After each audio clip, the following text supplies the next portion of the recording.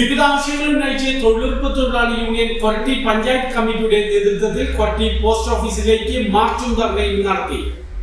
തൊഴിലുറപ്പ് കൂലി കുടിശ്ശിക വിതരണം ചെയ്യുക, തൊഴിൽ വെട്ടിക്കുറയ്ക്കുന്ന കേന്ദ്ര സർക്കാർ നടപടി അവസാനിപ്പിക്കുക തുടങ്ങിയ ആവശ്യങ്ങൾ ഉന്നയിച്ച് തൊഴിലുറപ്പ് തൊഴിലാളി യൂണിയൻ കൊരട്ടി പഞ്ചായത്ത് കമ്മിറ്റിയുടെ നേതൃത്വത്തിൽ കൊരട്ടി പോസ്റ്റ് ഓഫീസിലേക്ക് തൊഴിലാളി മാർച്ചും ധർണയും സംഘടിപ്പിച്ചു. Union Chalakudy area secretary Janeesh P Jose ധർണ ഉദ്ഘാടനം ചെയ്തു. Koratty panchayat president P C Biju അധ്യക്ഷനായി.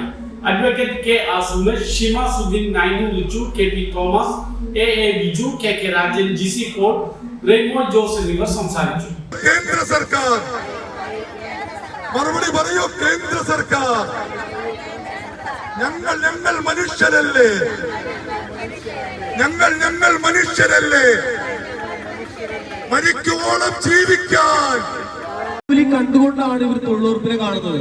കാരണം 346 രൂപയോ എന്ന് കേന്ദ്രം ചിന്തിക്കുകയാണ്. 346 രൂപ എന്ന് പറഞ്ഞാൽ കേരളത്തിൽ 3 ഭാഗം കൂലിയാണ് തൊഴിലുറപ്പ് തൊഴിലാളികൾ കിട്ടുന്നുള്ളൂ.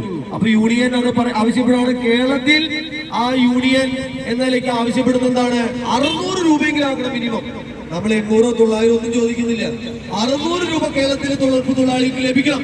അവർക്ക് അവകാശപ്പെട്ടതാണ്. കാരണം ഇവിടുത്തെ മിനിമം കൂലി കാർഷിക മേഖലയടക്കം 750 രൂപയിൽ മേലെയാണ്. മറ്റിതര മേഖലയിലടക്കം 800 രൂപയോളുണ്ട്. സ്ത്രീക്കായാലും പുരുഷനായാലും ആവറേജ് കൂലി കിട്ടുന്നുണ്ട്. അപ്പൊ അതുകൊണ്ട് തൊഴിലുറപ്പ് തൊഴിൽ എന്ന് പറഞ്ഞാൽ വേറെ പ്രത്യേകതയൊന്നുമില്ല. രാവിലെ 9 മണി മുതൽ 5 മണി വരെയാണ് തൊഴിൽ ചെയ്യുന്നത്. പാടത്തും വരമ്പത്തും കയ്യാലയും വാട്ടവും ഒക്കെ കരിങ്കല്ലും മറ്റുള്ള കല്ലുകളൊക്കെ ഉപയോഗിച്ച് ചെളികോരിയൊക്കെ കഠിനമായിട്ടുള്ള ജോലികൾ ചെയ്യുന്ന ഒരു മേഖലയാണ് തൊഴിലുറപ്പ് തൊഴിൽ എന്നത് മനസ്സിലാക്കിക്കൊണ്ടത് മാറ്റം വരുത്തണം നമ്മുടെ ആവശ്യം. പക്ഷെ അവർ പുറംതിരിഞ്ഞിൽ കാണാൻ തയ്യാറല്ല. തൊഴിലാളികളെ സ്നേഹിക്കുന്ന അല്ലെങ്കിൽ അവർക്ക് എന്തെങ്കിലും വർധന വരുത്തുന്ന എന്തെങ്കിലും തൊഴിലുറപ്പ് മാത്രം